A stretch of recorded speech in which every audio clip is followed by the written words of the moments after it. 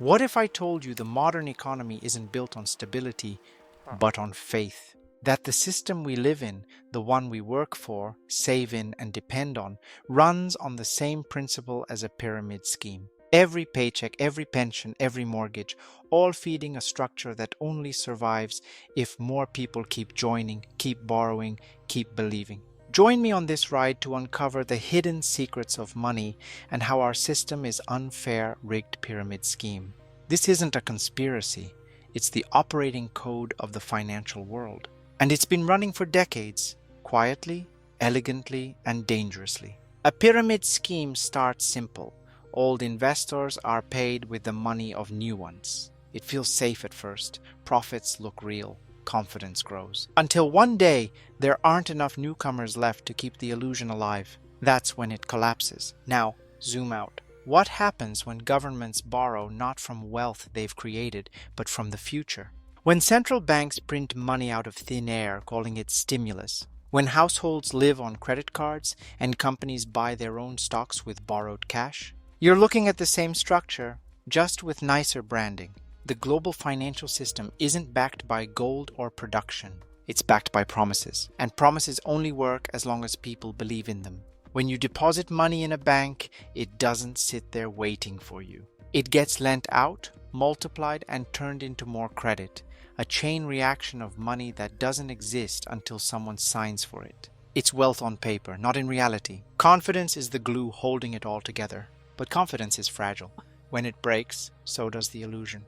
That's when you see bank runs, bailouts, emergency measures. Each one a symptom of a system built on infinite growth in a finite world.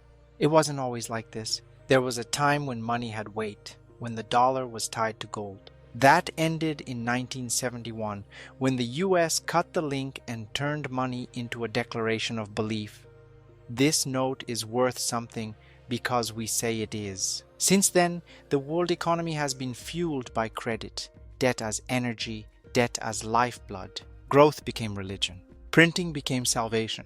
And inflation became the silent tax that keeps the pyramid standing. Look at your pension, your social security. They're not stored in some vault waiting for you. They depend on the next generation paying in, a generation that's shrinking. In Japan, there are more adult diapers sold than baby diapers. That's not just a statistic, that's the sound of a pyramid running out of new believers. Housing? Same story. Prices keep rising not because homes are more valuable, but because every new buyer must borrow more just to enter the game. The system feeds on debt, not prosperity. Even the markets play the same tune. Stocks go up not just because companies grow, but because everyone believes someone else will buy higher tomorrow. Crypto, tech bubbles, real estate, different instruments, same melody. And every time the music stops, someone turns up the volume again. In 2008, when the financial structure started to crumble, central banks didn't let it fall. They printed trillions, called it quantitative easing, a fancy term for pumping new money into old mistakes. Losses were socialized. Profits remained private. The pyramid was saved, for now, but saving it had a cost. Your savings, your purchasing power. Every dollar printed to rescue the system quietly made the money in your pocket worth less. That's what inflation really is. The price of keeping the illusion alive. And yet, we keep doing it. Every crisis, every crash, every once-in-a-lifetime event ends the same way. More debt, more printing, more promises. Why? Because stopping means collapse. And no government, no central bank, no institution built on this system dares to face that. The truth is, the modern economy isn't designed for your security. It's designed for its own survival. Inflation, debt, and bailouts aren't bugs in the system. They're features. Real wealth isn't measured in numbers on a screen. It's in what you can hold, what you can build, what you can understand. It's knowledge, independence, and resilience. Because the system won't warn you before it breaks. It never does. But history always leaves clues for those willing to look.